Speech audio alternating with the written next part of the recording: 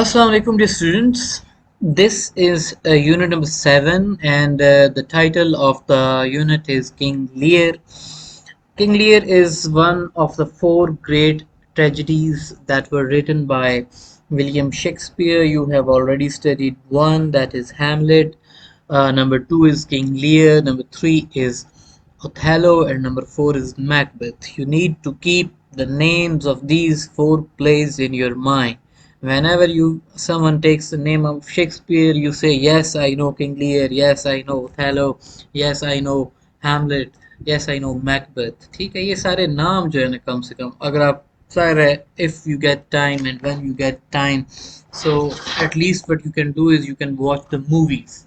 YouTube पर इनकी movies जो है वो अवेलेबल होती हैं, इनकी मूवीज़ देखें, उस पर ज़्यादा टाइम नहीं लगता. रीडिंग जो है obviously it consumes a lot of time. There are a lot of things that you have to comprehend. So at least what I would recommend you to do is to go for the movies of all these four great tragedies written by William Shakespeare.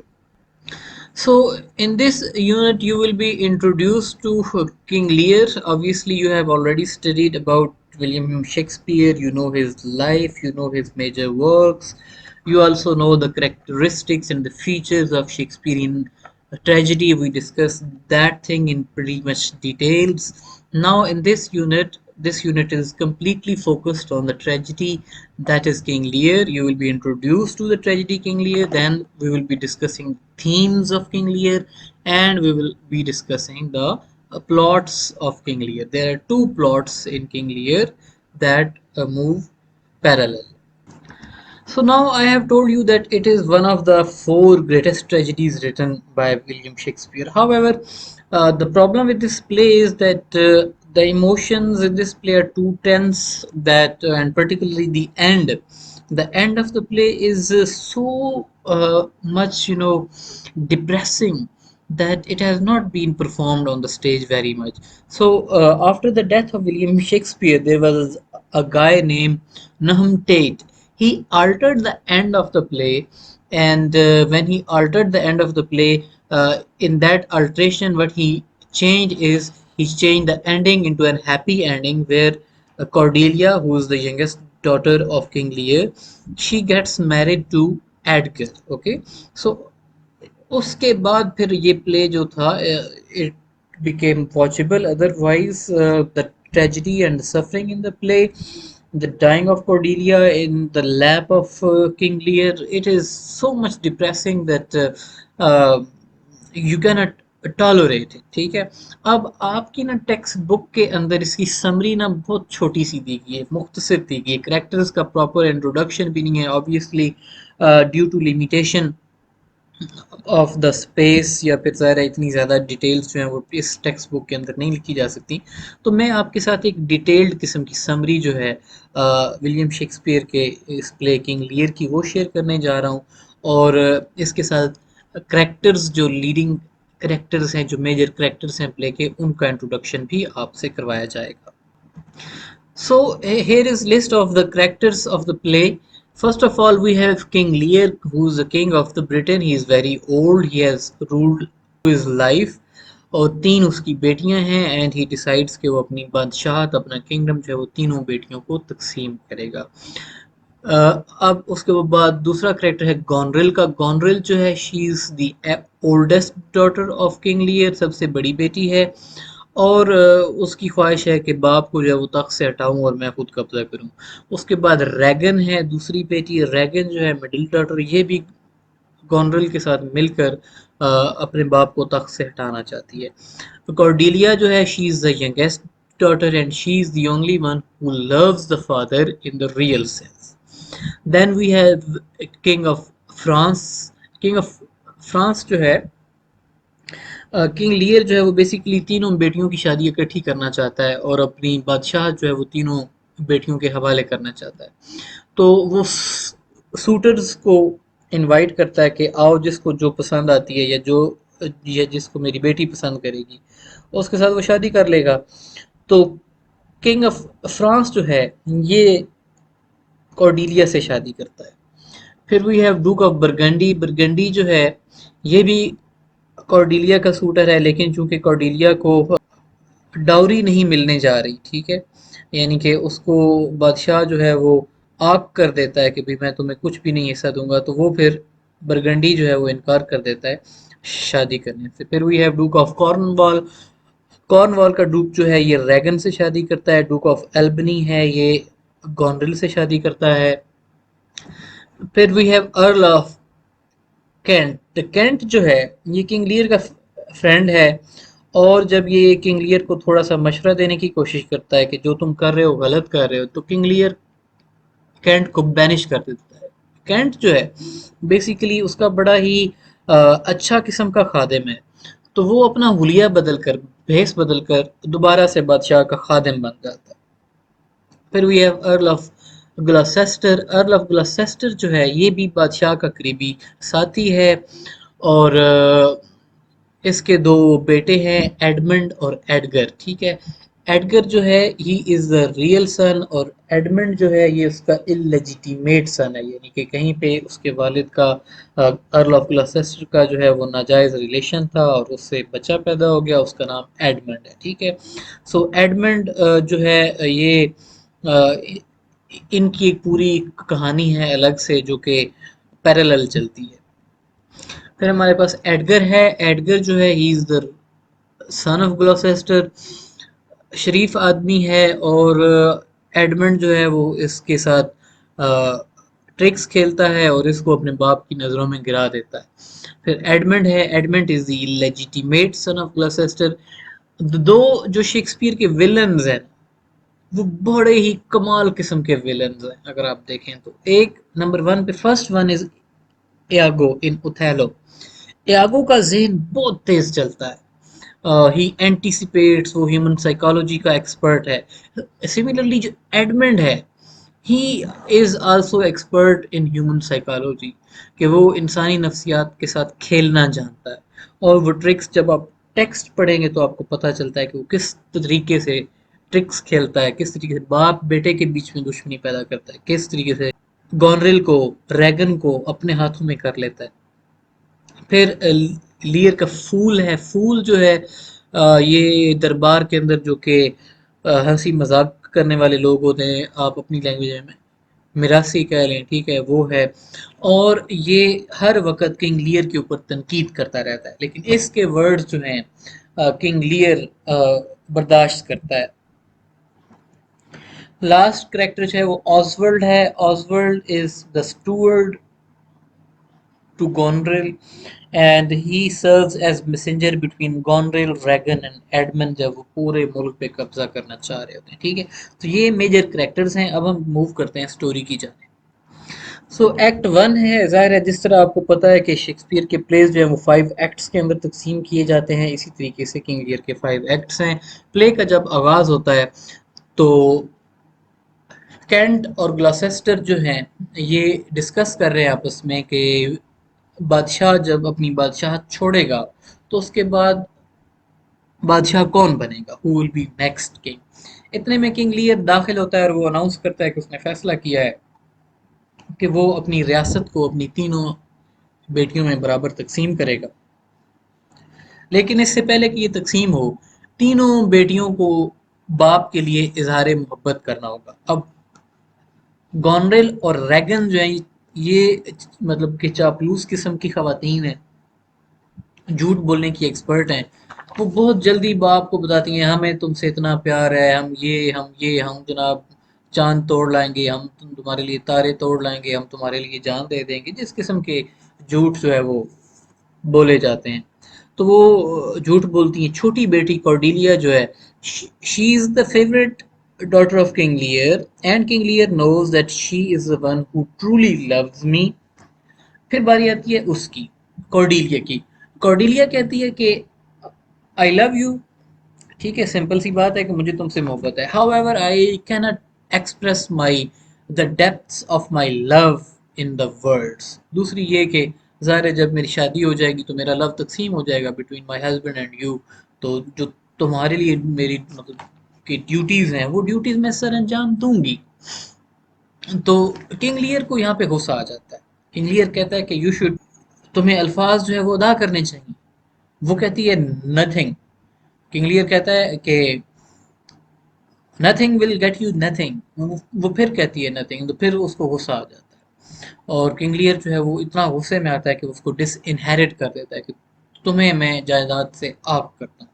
वहां पे Kent मौजूद है जो कि उसका बड़ा करीबी साथी है, बड़ा वफादार है। वो किंग लियर को बताता है कि तुम गलत कर रहे हो, यू आर बीइंग फुलिश। लेकिन king Lear he accuses the Kent of treachery, कि तुम जो है वो रियासत के साथ गद्दारी कर रहे हो, और केंट को वो अपने दरबार से निकाल देता है।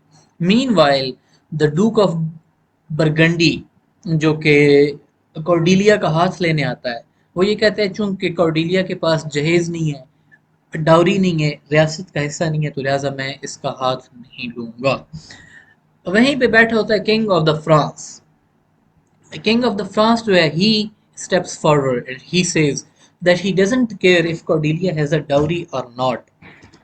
अच्छा, किंग ऑफ फ्रांस जो है वो बेसिकली कॉर्डेलिया के वर्चू को जो है वो रिकग्नाइज कर लेता है कि she is the real woman, she is the true woman, कि ये सच बोल रही है, वो रिकग्नाइज कर लेता है। तो लिहाजा वो ये कहता है कि वुमन लाइक कॉर्डेलिया जो है, इस किस्म की जो औरत है उसको डाउरी की जरूरत नहीं है। She is dowry in her self, कि वो अपनी ज़ात के अंदर ही जहेज है, और मैं इसके जो वर्चूज़ हैं, जो इसकी अच्छाई है, इसकी जो सच्चाई है, उस सच्चाई की वजह से मैं इससे शादी करूंगा। मीनवाइल फ्रांस, यानी कि king of France and Cordelia, they leave Dover. Dover जो है ये इंग्लैंड की बीच है, ताकि वहां से वो फ्रांस का सफर कर सकें। और गॉनरेल और रैगन जो हैं, मीनवाइल उन्होंने अपनी प्लॉटिंग का आगाज कर दिया है कि किस तरीके से किंग लियर जो है इसकी अथॉरिटी खत्म की जाए और पूरे की पूरी रियासत जो है उसके ऊपर कब्जा किया जाए। अच्छा, अब कहानी मूव करती है दूसरे प्लॉट की जानिब, जो दूसरा प्लॉट है। अच्छा, ग्लॉसेस्टर जो है उसके दो बेटे हैं, एडमंड है और एडगर है, ऑलरेडी बताया आपको। एडमंड जो है ही इज द इलेजिटिमेट सन, और ग्लॉसेस्टर जहाँ पे भी उसको इंट्रोड्यूस करवाता है तो वो ये कहता है कि ही इज माय बास्टर्ड। ठीक है, अब ये बात ज़ाहिर है किसी भी शख्स के जहन में बार बार जब उसको बास्टर्ड कहा जाए, उसके सामने रिपीट किया जाए, तो फिर ऑब्वियसली उसके जहन में काफ़ी ज़्यादा नफरत पैदा हो जाएगी। तो एडमंड के जहन में काफ़ी ज़्यादा नफरत पैदा हो चुकी है बाप के खिलाफ, और ज़ाहिर है जो उसका लेजिटिमेट भाई है एडगर, हालांकि एडगर उससे मोहब्बत करता है, लेकिन फिर भी एडगर के खिलाफ उसके जहन में भी कि ये लेजिटिमेट क्यों है, मैं लेजिटिमेट क्यों, जेलसी पैदा हो चुकी है। सो अब एडमंड प्लान बनाता है कि मैं बाप और बेटे के बीच में जो है वो दरार डालूंगा। वो प्लान करता है कि मैं एक लेटर लिखूंगा जिसमें जो एडगर है वो एडगर की जानिब से लेटर होगा कि वो जिसमें अपना प्लान शो करेगा कि वो किस तरीके से बाप की जो जायदाद है, यानी कि ग्लॉसेस्टर की जायदाद पे कब्जा करना चाहता है। तो वो लेटर लिख लेता है, ग्लॉसेस्टर कमरे में एंटर होता है तो वो देखता है कि एडमंड कोई चीज़ छुपा रहा है। अब ये वही लेटर है जो कि उसने खुद लिखा है। ग्लॉसेस्टर डिमांड करता है कि give me the letter, I want to see it. और वो ग्लॉसेस्टर ज़ाहिर है वालिद है, वो एडमंड रेजिस्ट करता है जानबूझ के कि नहीं मैं ये लेटर नहीं दिखाऊंगा, नहीं। इस चीज़ को जहन में डालने के लिए नफ्सियाती तौर पे ना, मैंने आपको बताया कि साइकोलॉजिकल एक्सपर्ट, कि वो नफ्सियाती तौर पे उसके जहन में ये बात डालना चाहता है कि ये लेटर रियल है और इसको अपने भाई से मोहब्बत है। तो वो लेटर ज़ाहिर है देखता है ग्लॉसेस्टर, उसके बाद वो उसमें एडगर के अल्फाज हैं कि भाई मैं जो है वो बाप की ज़मीन पे कब्जा करना चाहता हूँ, बाप को मारना चाहता हूँ। तो ग्लॉसेस्टर को गुस्सा आता है। मीनवाइल एडगर दाखिल होता है, ग्लॉसेस्टर चला जाता है।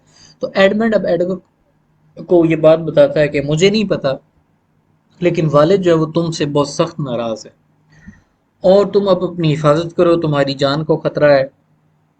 अगर तुम यहाँ से बाहर निकलो तो हथियार लिए बगैर मत निकलना, do not go outside unarmoured. तो एडगर जो है वो ज़ाहिर है डर जाता है, क्योंकि उस ज़माने में यही होता था कि वालिदैन की नाराज़गी का कोई पता नहीं चलता था और वालिदैन अपनी औलाद को मरवा दिया करते थे। तो एडगर जो है वो निकलता है, हथियार उसके पास है, और Edmund meanwhile he is happy कि उसने बाप और बेटे के बीच में दरार जो है वो डाल दी है। मीनवाइल अब ज़ाहिर है किंग लियर ने अपनी रियासत जो है वो दो हिस्सों में तकसीम कर दी है। आधा हिस्सा जो है वो कॉर्नवॉल के पास है, आधा हिस्सा जो है वो ड्रैगन के पास है। तो सबसे पहले किंग लियर डिसाइड करता है कि मैं एक महीना कॉर्नवॉल के पास रहूंगा, फिर एक महीना ड्रैगन के पास रहूंगा। अब ज़ाहिर है king Lear he was the king, उसका उसका दरबार था, उसके दरबारी लोग थे, उसको दरबारी ज़िंदगी की आदत है। तो उसने अपने साथ वज़ीरों मुशीरों की एक फ़ौज रखी हुई है, तकरीबन 100 से ज़्यादा लोग हैं। तो उसके जो लोग हैं वो ज़ाहिर है अब उनकी डिमांड्स होती हैं, ये चाहिए ये चाहिए। गॉनरेल का जो स्टूवर्ड है ऑसवर्ल्ड, वो किंग लियर के फूल पे तनकीद करता है। उसके बदले में किंग लियर और उसके आदमी जो है वो ऑसवर्ल्ड की फेंटी लगाते हैं टिका के। कैंट जो है वो भी disguised as a servant King Lear का खादिम बन जाता है। किंग लियर और कैंट मिल के ऑसवर्ल्ड की फेंटी लगाते हैं। तो मीनवाइल गॉनरेल जो है वो अपने बाप से कहती है कि अब्बा जी सीधे हो जाओ, यानी कि आप अपना बिहेवियर ठीक कर लें और आपको ये जो आदमी हैं इनको आधा करना पड़ेगा। अब ज़ाहिर है वो मतलब कि बादशाह था, बादशाह गुस्सा करता है, कहते कि ठीक है तुम मुझे नहीं रख सकती तो मैं रैगन के पास चला जाता हूँ। और मीनवाइल गॉनरेल जो है वो रैगन को लेटर लिख देती है कि अब्बा जी आ रहे हैं और तुमने उनके साथ यही सलूक करना है जो मैंने किया है, वरना ये हमें जिंदा नहीं छोड़ेगा, ये हमें रहने नहीं देगा, सुकून की जिंदगी नहीं जीने देगा। तो लियर जो है वो रैगन की जानिब मूव करता है अपने आदमियों को लेके, और मीनवाइल वो ग्लॉसेस्टर को भी एक लेटर लिखता है।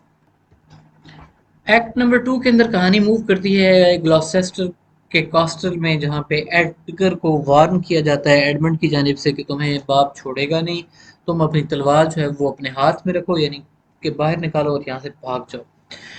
एडगर ज़ाहिर है अब एडमंड से प्यार करता है, उस पर ट्रस्ट भी करता है कि मेरा भाई है, उसकी बात मानता है और वो भाग जाता है। एडमंड अपनी तलवार निकाल के खुद को जख्मी कर लेता है और उसके बाद चीखना शुरू कर देता है, अब्बा जी, मतलब ग्लॉसेस्टर। ग्लॉसेस्टर आता है, एडमंड कहता है कि देखें जी, एडगर ने मुझे जख्मी किया है क्योंकि मैंने इनकार कर दिया था कि मैं उसके साथ मिलके तो आपको मारना नहीं चाहता या फिर आपकी ताकत और आपकी ज़मीन जो है उस पर कब्जा नहीं करना चाहता। ग्लॉसेस्टर मीनवाइल गुस्से में आ जाता है कि हैं एडगर, मेरा बेटा, मेरा जायज़ बेटा ये काम कर रहा है। तो वो जल्दी से अपने सर्वेंट्स को भेजता है, कहता है जाओ ढूंढो और उसको उसको पकड़ के लाओ। मीनवाइल कॉर्नवॉल और रैगन जो हैं वो एंटर होते हैं in the house of Gloucester. जो उनके आने का मकसद है वो मकसद यही बताते, फ्लैटर करते हैं बेसिकली ग्लॉसेस्टर को कि हम तुमसे एडवाइस लेने आए हैं कि एक जानिब तो हमें लियर का लेटर रिसीव हुआ है कि मैं तुम्हारे पास आ रहा हूँ, और एक जानिब हमें गॉनरिल का लेटर रिसीव हुआ है कि भाई ये आ रहा है और इसको तुम लोगों ने एंटरटेन नहीं करना, तो तुम अब हमें इस बारे में एडवाइस करो क्योंकि तुम जो है बुजुर्ग हो, तुम सीनियर हो। ग्लॉसेस्टर से मशवरा लेने आए हैं duke of the Cornwall and his wife Regan. Meanwhile Oswald जो कि सर्वेंट है गॉनरिल का, वो और कैंट जो है वो ग्लॉसेस्टर के कास्टल के बाहर एक दूसरे के आमने सामने आ जाते हैं। कैंट उसी वक्त पहचान लेता है कि ये ऑसवर्ल्ड है और उस पर इल्ज़ाम लगाता है कि तुम बादशाह के खिलाफ उसकी बेटियों का साथ दे। कैंट फौरन अपनी तलवार निकालता है, लेकिन ऑसवर्ल्ड जो है वो चीखना शुरू कर देता है, मुझे बचाओ, हेल्प हेल्प। तो इधर में कॉर्नवॉल, रैगन, एडमंड, ग्लॉसेस्टर सब आ जाते हैं और ऑसवर्ल्ड बताता है कि ये देखें इसने बगैर किसी वजह से मुझ पे तलवार मतलब के तान ली है। तो वहाँ पे कैंट जो है वो रैगन की और कॉर्नवॉल की भी इंसल्ट करता है। रैगन और कॉर्नवॉल जो है वो हुक्म देते हैं कि इसको तुम जिंदान में यानी कि जेल में डाल दो, और उसको पूरा दिन वहां पे रखा जाता है। ग्लोसेस्टर प्रोटेस्ट करता है कि ये मेरा किला है, यहाँ पे मेरा हुक्म चलना चाहिए, तुम लोगों को ये काम नहीं करना चाहिए।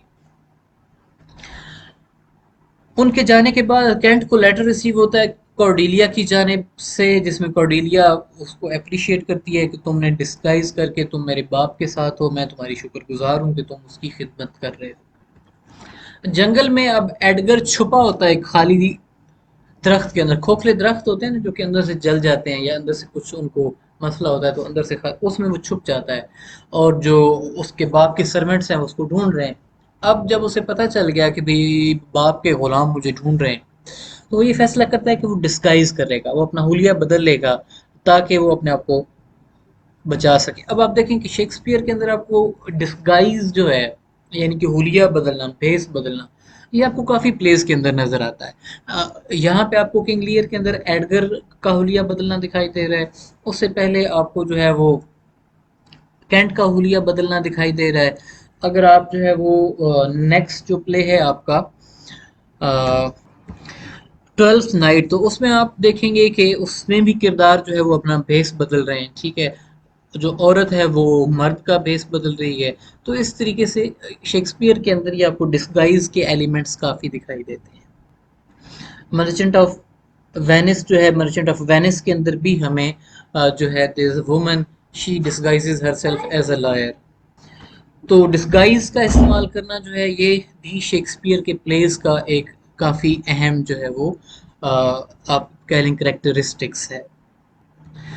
तो एडगर अब ऑडियंस को वो soliloquy के जरिए बताता है कि that I will go into disguise as a beggar, यानी कि मैं भिखारी का जो है वो भेस इख्तियार करूंगा, and I will call myself as poor Tom, ठीक है। तो अब एडगर के दो नाम हैं, अगर कहीं पे उसको पुअर टॉम के तौर पे भी रेफर किया जाता है तो you should know that he is Edgar, और अगर एडगर है तो then you know that I am Edgar. तो वो अपने कपड़े वगैरह जो है वो उतार देता है और मट्टी के साथ अपने आप को लपेटता है, बाल अपने अजीबो गरीब तरीके से मतलब कि बांध लेता है, और हुलिया जो है वो बिल्कुल अपना चेंज कर लेता है। अब जब वो हुलिया चेंज करता है तो he no longer look like himself, यानी कि वो बिल्कुल ही पहचाना नहीं जा रहा। लियर जब देखता है कि उसका सर्वेंट जो कि कैंट है वो स्टॉक्स स्टॉक्स उस दौर में जो है ना ये जिंदान टाइप होता था जिसमें लोगों को बांध दिया जाता था सजा देने के लिए। तो कैंट जो है वो किंग लियर को बताता है कि मुझे तुम्हारी बेटी रैगन और उसके हस्बैंड ने जो है ये टेरेबल किस्म की पनिशमेंट दी है। तो लियर जो है ही बिगिंस टू फील इल, यहाँ पे उसकी तबीयत खराब होना शुरू हो जाती है। लेकिन वो फिर भी अपनी बेटी रैगन को ढूंढने जाता है, और जब वो वापस आता है तो लियर को गुस्सा आता है कि रैगन और कॉर्नवॉल जो है वो उससे बात ही नहीं करना चाहते। थोड़ी देर तक मीनवाइल रैगन और कॉर्नवॉल जो है वो वहां पे आ जाते हैं ग्लॉसेस्टर के महल में। वहां पे वो नॉर्मल एक्ट करने की कोशिश करते हैं जैसे कुछ भी नहीं हुआ, और किंग लियर के कहने पे कैंट को फ्री भी कर देते हैं। लियर जो है वो उसको बताता है रैगन को कि भाई मेरे साथ गोंडल ने ज्यादती की है, मेरे सर्वेंट्स को ये कहा है वो कहा है। तो रैगन उससे कहती है अब्बा जी अब आप देखें बूढ़े हो गए हैं, अब आपको जो है वो अपनी बेटियों की जो नसीहत है उसको मान लेना चाहिए। अगर वो कह रही है कि आप 100 की जगह पे 50 बंदे रख लें तो आप 50 रख लें, बल्कि मैं तो ये कहती हूँ कि आपने 50 भी क्या करने, आप 10 बंदे रखें, 10 बंदे भी काफी हैं आपके लिए। तो रैगिन जो है वो कोशिश करती है कि किंग लियर वापस गोनरेल के पास जाए, लेकिन लियर उसे प्लीड करता है, मिन्नतें करता है उसकी कि तुम मेरा ख्याल रखो।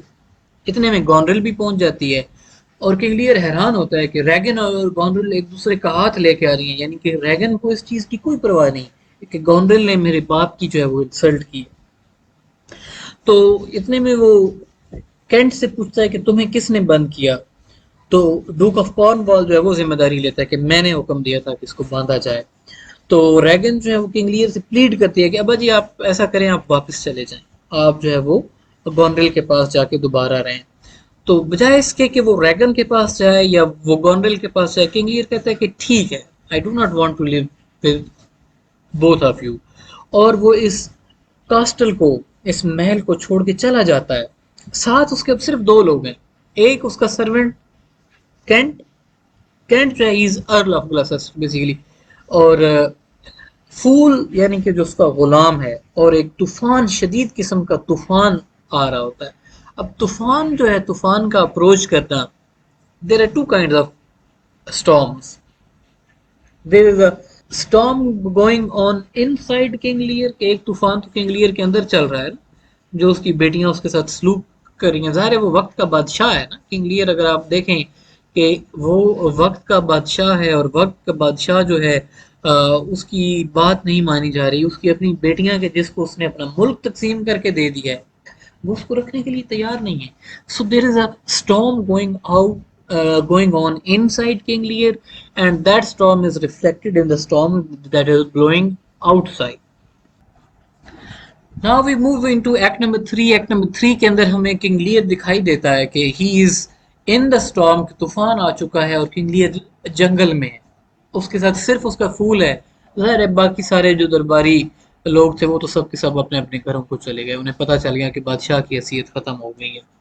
तो कैंट जो है उसकी मुलाकात एक लियर की सिपाही से होती है जो कि बताता है कि फ्रांस के जो स्पाइज हैं, जो जासूस हैं, वो मुल्क में दाखिल हो चुके हैं और फ्रांसीसी फौजें जो हैं वो इंग्लैंड पे हमला करने के लिए तैयार हैं। कैंट मीनवाइल उस जेंटलमैन को भेजता है, तो वो उसे कहता है कि तुम जाओ डोवर बीच पे जहाँ पे फ्रांसीसी फौजें उतरेंगी, उनके साथ कॉर्डिलिया भी होगी, और तुम कॉर्डिलिया को अपने बाप की पुअर हेल्थ के बारे में बताओ, उसको मेरी रिंग देना और ये मेरा पर्स है कि उसको दिखाना, वो तुम्हारी बात मान लेगी। तो वो दोनों चले जाते हैं, लियर को ढूंढने के लिए जाता है कैंट, और वो देखता है कि लियर is raising against the storm, यानी कि वो तूफान पे गुस्सा कर रहा है।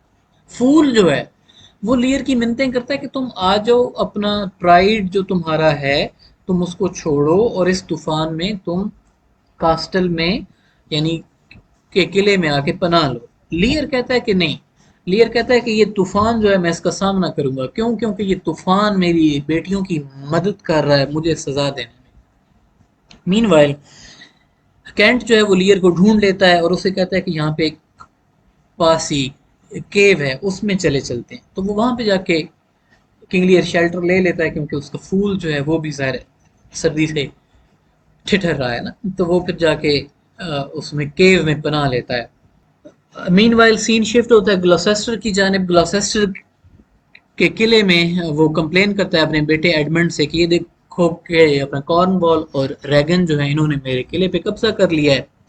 और एडमंड प्रिटेंड करता है कि हाँ जी अब्बा जी मैं आपसे एग्री करता हूँ। इतने में ज़ाहिर है अब एडमंड जो है वो चूंकि ग्लॉसेस्टर का एतमाद हासिल कर चुका होता है, तो ग्लॉसेस्टर एडमंड को बताता है कि फ्रांसीसी फौजें मुल्क पे हमला करने के लिए तैयार हैं, ताकि वो किंग लियर की मदद करना चाहते हैं। फ्रांस वाले जो हैं वो मतलब कि कॉर्डिलिया जो है वो अपने बाप की मदद के लिए आ रही है। तो ग्लॉसेस्टर एडमंड को भेजता है कि तुम जाओ कॉर्नवाल के साथ रुको, और वो खुद जाता है किंग लियर की मदद करने के लिए। एडमंड फौरन कॉर्नवाल के पास जाता है और उसे बताता है कि ग्लॉसेस्टर किंग लियर के साथ है, वो उसकी मदद करना चाहता है और फ्रांसीसी फौजें भी हमलावर होने वाली हैं और ये सारे लोग मिलकर तुम लोगों पे हमला करेंगे। बैक इन द केव लियर जो है वो रिक्वेस्ट करता है कि उसको अकेला छोड़ दिया जाए। अब माइंड जो है उसका वो आहिस्ता आहिस्ता सैनिटी जो उसकी है ना वो खोना शुरू हुई है, यानी कि वो अपनी अकल से पैदल होता चला जा रहा है, and he is becoming mad. Meanwhile Edgar जो है वो भी डिस्गाइज्ड एज पुअर टॉम, वो भी उसी केव के अंदर पनाह लिए हुए था। वो एक इस किस्म की जबान बोल रहा है जिस जबान की किसी को कोई समझ नहीं आ रही, और वो ऐसे चल रहा है, ऐसे एक्ट कर रहा है कि जैसे वो क्रेजी है। लियर जो है किंग लियर उसको थोड़ा सा इंटरेस्ट डेवलप हो जाता है पूर टॉम के अंदर, और वो उसकी लाइफ के बारे में पूछना शुरू कर देता है कि तुम अपनी ज़िंदगी के हालात के बारे में बताओ। मीन वाइल ग्लॉसेस्टर जो है वो केव का रास्ता ढूंढ लेता है और किंग लियर को अर्ज करता है, रिक्वेस्ट करता है कि आओ मेरे साथ आके शेल्टर लो किले में। लेकिन ग्लॉसेस्टर यहाँ पे एडगर को रिकग्नाइज नहीं करता, क्योंकि एडगर की डिस्गाइज जो है वो इतनी अच्छी है कि ग्लॉसेस्टर अपने बेटे को रिकग्नाइज ही नहीं करता। ग्लॉसेस्टर कैंट जो है वो दोनों फैसला करते हैं कि बेहतर यही होगा कि टॉम को भी किंग लियर के साथ लेके जाया जाए, ताकि ये दोनों आ जाएं और एक अच्छी पनाहगाह, एक अच्छे शेल्टर में इनको जो है वो रखा जाए, यानी कि फोर्ट में रखा जाए। मेन वाइल है एडमंड जो है वो सारी कहानी जाके बता देता है कॉर्नवॉल को कि मेरा बाप जो है ग्लॉसेस्टर वो तुम्हारे खिलाफ बगावत करने जा रहा है। और एडमंड प्रिटेंड करता है कि यार मुझे I am feeling very bad कि मैं अपने बाप की जो है वो मुखबरी कर रहा हूँ तुम लोगों के साथ। कॉर्नवाल जो है वो उसे हौसला देता है, वो ये कहता है कि तुम्हारी जो मुखबरी है या जो तुम गद्दारी बाप के साथ कर रहे हो वो कोई इतनी बड़ी गद्दारी नहीं, लेकिन तुम्हारे बाप की जो गद्दारी है वो संगीन किस्म की गद्दारी है। कॉर्नवाल मीनवाइल अब एडमंड आप देखें ना कि कितना ज्यादा नफ्सियाती एक्सपर्ट है, कि वो अपने बाप की नफ्सियात के साथ खेला, अपने भाई की नफ्सियात के साथ खेला, यहाँ पे वो डूक ऑफ द कॉर्नवॉल की नफ्सियात के साथ खेल रहा है। अब डूक ऑफ द कॉर्नवॉल जो है वो एडमंड को अर्ल ऑफ ग्लॉसेस्टर बना देता है कि यानी कि तुम जो है ग्लॉसेस्टर के किले के मालिक हो और अपने बाप को ढूंढो। एडमंड उसे ये बताता है कि मुझे तवक्को ये है कि मेरा बाप जो है वो किंग लियर के साथ होगा। और ये भी एक नफसियाती मतलब के खेल है उसका कि उसकी कहानी जो है उसको लेजिटिमाइज किया जा सके। मीनवाइल ग्लॉसेस्टर जो है वो पूरे ग्रुप को यानी कि लियर को, फूल को, पूरे टॉम को और केंट को एक अच्छे शेल्टर में जाके के लेके जाता है। और वहां पे जाके किंग लियर और उसकी कंपनी जो है सेफली उनको मतलब डोवर तक पहुंचा दिया जाता है। कॉर्नवॉल जो है वो ऑर्डर करता है गॉनरेल को कि तुम मेरे पास वो लेटर लेकर आओ जिसमें फ्रेंच इन्वेजन का जिक्र है। और वो अपने सर्वेंट्स को हुक्म देता है कि जाओ और ग्लॉसेस्टर को ढूंढो। और एडमंड जो है वो उसको हुक्म दिया जाता है कि तुम जाओ गॉनरेल के साथ मिलकर और जाके दिफा की तैयारियां करो। इतने में ऑसवर्ल्ड जो है वो एंटर होता है और वो ये बताता है कि ग्लॉसेस्टर ने बादशाह लियर को जो है वो महफूज मुकाम तक पहुंचा दिया है और अब हम जो है उसको कोई नुकसान नहीं पहुंचा सकते। ग्लॉसेस्टर जो है इतने में दाखिल होता है अपने किले के अंदर, उसके साथ उसके अपने मुलाजिम भी हैं। कॉर्नवाल इमीडिएटली उसको पकड़ लेता है और उसको एक कुर्सी के साथ बांध देता है और उसकी आंख फोड़ देता है।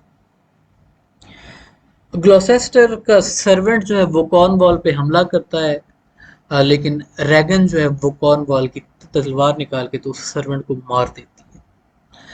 मीनवाइल ग्लॉसेस्टर अपने बेटे एडमंड को बुला रहा होता है और उसे रैगन बताती है कि ये तुम्हारा बेटा एडमंड ही था कि जिसने तुम्हारी इन इन प्लान्स की मुखबरी की है हमारे तक। और फिर कॉर्नवॉल को मजीद गुस्सा आता है और वो ग्लॉसेस्टर की दूसरी आंख भी निकाल देता है। उसकी आंखें निकालने के बाद उसको किले से बाहर फेंक दिया जाता है।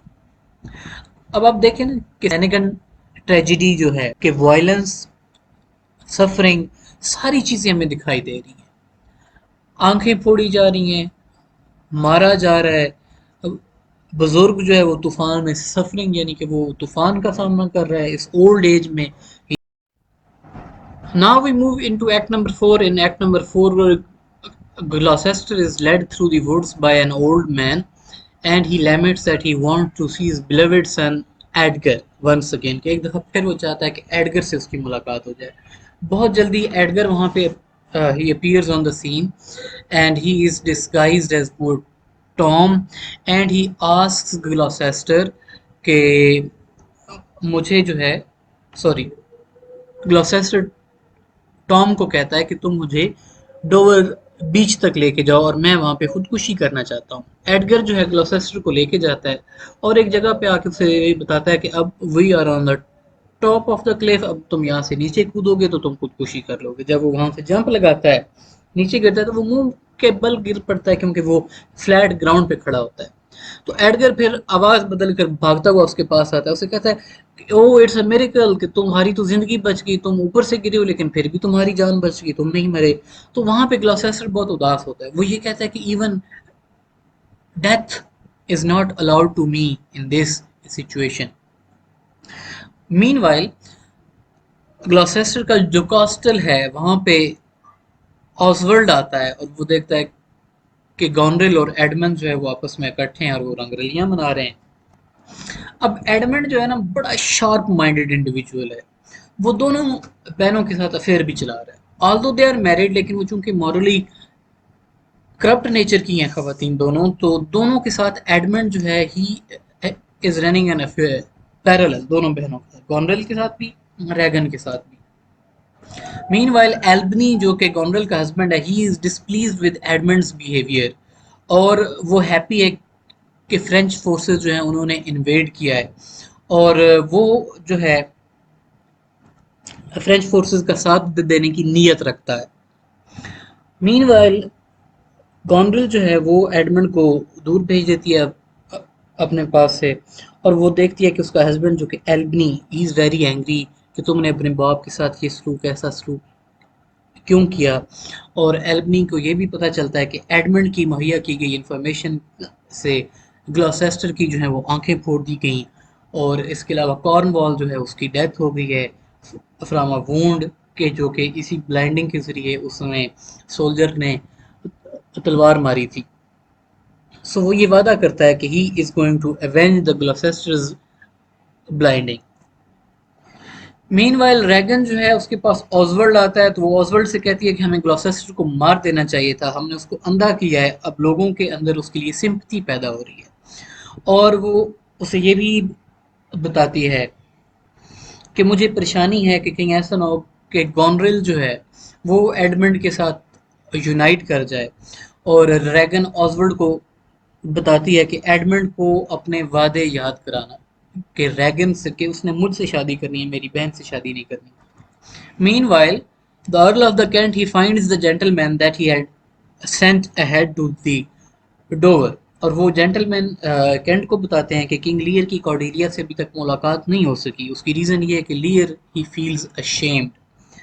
जब लियर जो है वो एडगर और ग्लॉसेस्टर दोनों से मुलाकात करता है, उनसे मेल होता है उसका, तो वो ग्लॉसेस्टर को कंफर्ट करता है और उससे ये कहता है कि pretence is the biggest flaw in the authority. Authority आपके पास हो और आप प्रिटेंड करें कि आपके पास अथॉरिटी है, तो ये सबसे बड़ा फ्लॉ है, क्योंकि अथॉरिटी इंसान के पास नहीं होती, इंसान बेबस होता है, according to King Lear in this situation.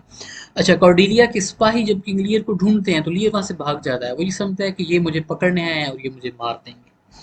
Meanwhile ऑजवर्ल्ड को ग्लॉसेस्टर मिल जाता है और वो उस पर हमला करने की कोशिश करता है उसको मारने के लिए, लेकिन एडगर बीच में कूद पड़ता है और वो ऑजवर्ल्ड को मार देता है। एडगर जो है he takes the letter from Oswald that he was carrying to Edmund और वो लेटर पढ़ लेता है। इस लेटर के अंदर ही becomes enraged to learn that Goneril wishes to kill Albany and marry Edmund। अब एल्बनी अच्छा शख्स है, ज़ाहिर है जो अच्छे अशखास होते हैं उनको वैल्यू किया जाता है, तो एडमंड को इस चीज़ पे गुस्सा आता है कि ज़ाहिर है एक का तो हस्बैंड पहले मर चुका है, दूसरी जो है वो भी अपना हस्बैंड मार के तो वो एडमंड के साथ शादी करना चाहती है, यानी कि दोनों बहनों की ख्वाहिश है to get married to Edmund who is the illegitimate सन।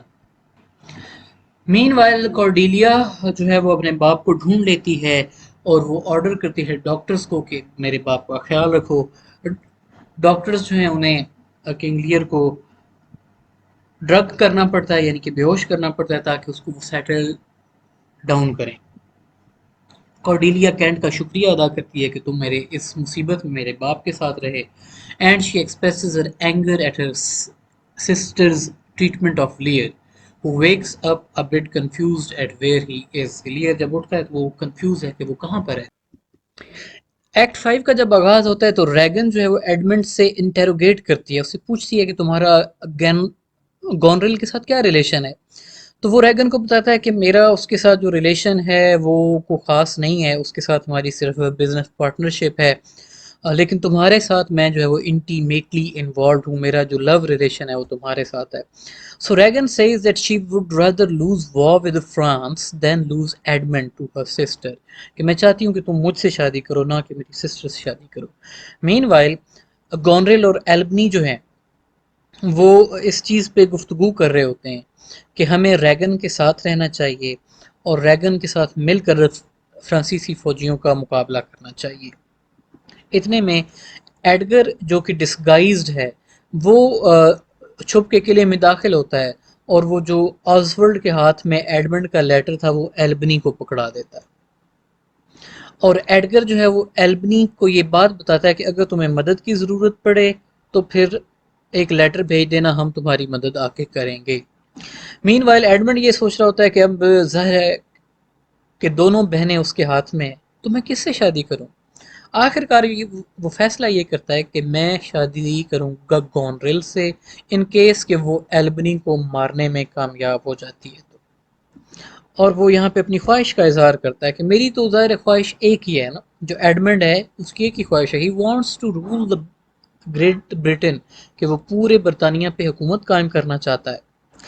जंग का आगाज होता है between the French forces and the English forces, और लियर जो है और कार्डेलिया फ्रेंच फोर्सेस को लीड करते हैं।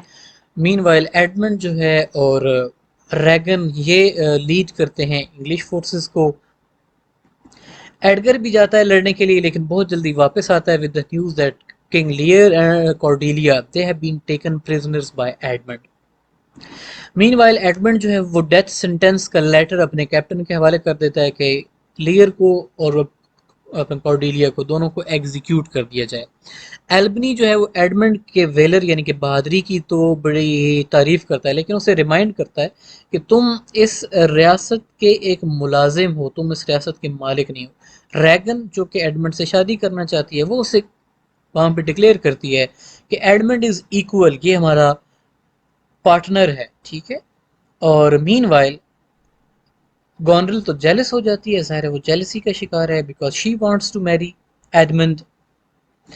अब एल्बनी के पास वो लेटर होता है तो एल्बनी एक्यूज करता है एडमंड को कि तुमने गद्दारी की है हमारे साथ, और वो challenges him to duel. Duel आपको पता है कि दो लोगों की लड़ाई जिसमें इंसाफ होता है, ज़ाहिर है एक शख्स की जान जाती है। इतने में रैगन जो है वो उसकी तबीयत ख़राब हो जाती है, पता नहीं क्यों ख़राब होती है, पॉइजन किया जाता है उसको गॉनरिल की जानिब से। इतने में एडगर जो है वो डिस्गाइज में अपीयर होता है और वो एडमंड को चैलेंज करता है कि तुम मेरे साथ लड़ो। एडमंड को शिकस्त होती है लेकिन उसको ज़िंदा रखा जाता है ताकि उसके ऊपर जो सारे इल्ज़ामात हैं उसको इंक्रीमेट किया जाए, इल्ज़ामात जो है उस पर साबित किए जाएं। मीनवाइल एल्बनी बताता है कि मेरे पास तुम्हारा लिखा हुआ लेटर है जिसमें तुम जो है वो मेरी वाइफ के साथ लव अफेयर वगैरह रिवील कर रहे हो। तो गॉनरेल को गुस्सा आता है और वो गुस्से में भाग जाती है। यहाँ पे अब एडगर जो है वो अपना डिस्गाइज ख़त्म करता है और वो ये बताता है कि मैं एडगर हूँ, और वो एल्बनी को बताता है कि मैंने अपने बाप का ख्याल रखा और उसकी मौत तक उसका ख्याल रखा। इतने में कैंट अपीयर होता है, वो भी अपना डिस्गाइज ख़त्म करता है and he tells that I am the Earl of the Kent and I have disguised myself out of the loyalty to King Lear। और वो ये भी बताता है कि लियर की डेथ जो है वो नज़दीक है because orders have been issued. Meanwhile एक जेंटलमैन, एक शख्स जो है वो नाइफ लेकर आता है कि गॉनरेल ने इस नाइफ से अपनी जान ले ली है यानी कि खुदकुशी कर ली है। And she has admitted that she has poisoned Regan out of jealousy. Jealousy क्या थी कि दोनों एडमंड से शादी करना चाहती थीं।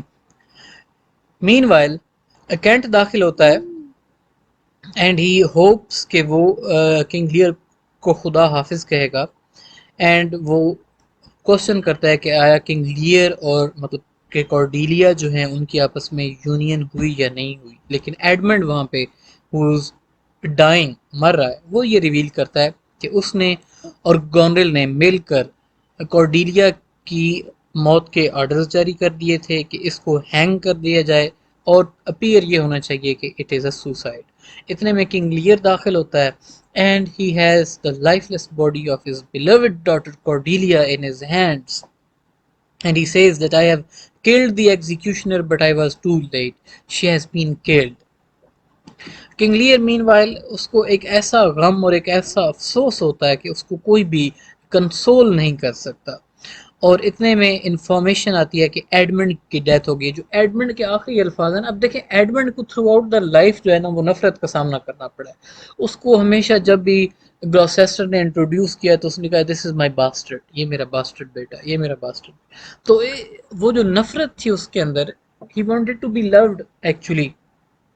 तो जो उसके आखिरी अल्फाज हैं वो यही हैं कि yet the poor Edmund was the beloved. Beloved ज़ाहिर दोनों का था ना, रैगन का भी था, गॉनरेल का भी था, और दोनों ने एडमंड की मोहब्बत में जो है वो एक दूसरे की जान ले ली।